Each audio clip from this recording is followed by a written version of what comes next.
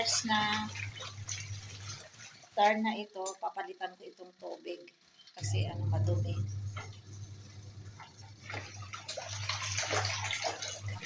Winter na damit. Mahirap ngayon magpatuyo ng damit, kaya dapat talaga may spin dryer. Saka matagal na itong aking washing machine. Binili ko ito year 2006 or 2007. Kaya 16, almost 16 yata, 16 years. Kaya, pero alhamdulillah, gumagana pa rin.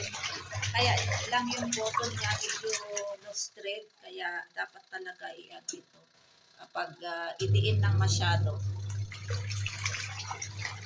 At least gumagana pa, alhamdulillah. Pag magkaroon ng maraming budget, makasahod sa YouTube, bibili ako ng washing machine.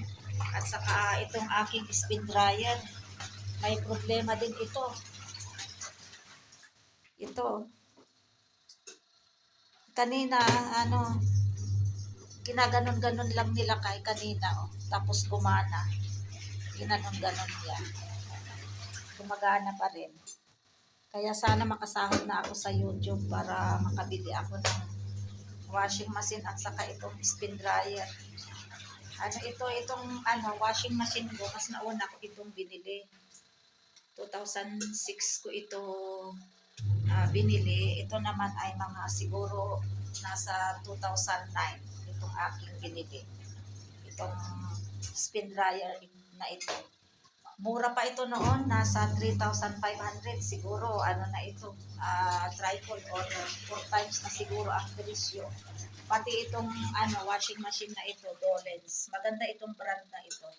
Wala na kasi itong brand na ito ngayon. Marami ng ibang mga brand na na washing machine.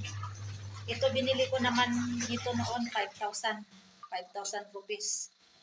Siguro sa ibang brand na mga washing machine, mahal na siguro ngayon, umaabot siguro ng yung magandang washing machine siguro mga 50,000 or more than 50,000. Kaya alhamdulillah, meron akong nakabili ako noon nung first sahod ko noon sa nagturo kasi ako noon, kaya ito binili ko ng washing machine. Ito naman yung aking spin dryer. Ito?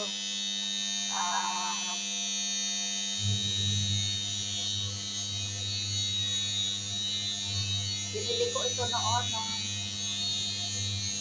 nung nagkaroon ako ng budget din sa sahod ko. Kaya binili ko ito. Mura pa ito noon. Ayan, gumana. Pero kakaiba yung sounds. Kahapon, nung naglabas si Fatma, hindi umandar. So, kanina sila hinilot-hilot niya. So, ayan ito, kumana ulit.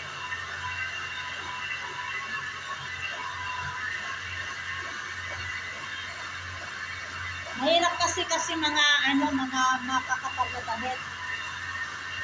Ayan, natapos din ako maglaba, alhamdulillah. 1 PM na Pakistan time.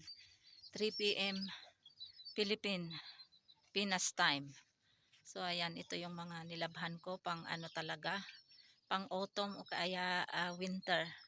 Kahit autumn dito malamig na rin. Ayan, mga makakapal na damit, mga walls. Ayan, buti dryer ko. Gumana yung aking dryer. So kahit wala nang sikat ng araw. Kanina may sikat ng araw, kaya lang tawag dyan. Siyempre maglalaba ka, too much time to take. So ito na medyo dry na. Kaya bukas ko uli ito isampay. Mamayang hapon tanggalin ko ito, baka uulan mamayang gabi. Pero doon sa Rawlakot City, may sikat pa ng araw doon. Ayan. Yan yung aking mga nilabhan. Ayan.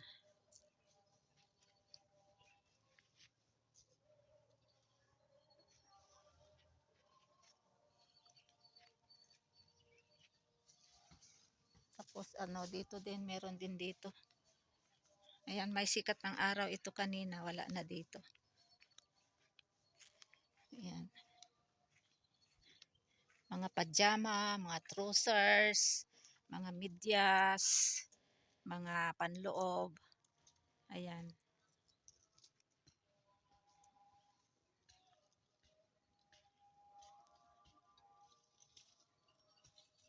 Kay langga ito.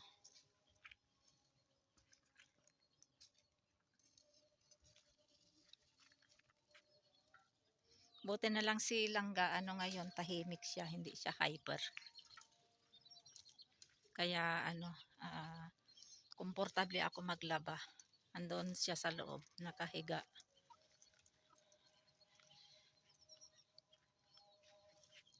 May ano na, may azan na. Kasi 1 PM na. Sorry, ano pala, 4 PM na pala pa Philippine time. Kasi 3 hours advance ang ano, Pakistan to Philippines.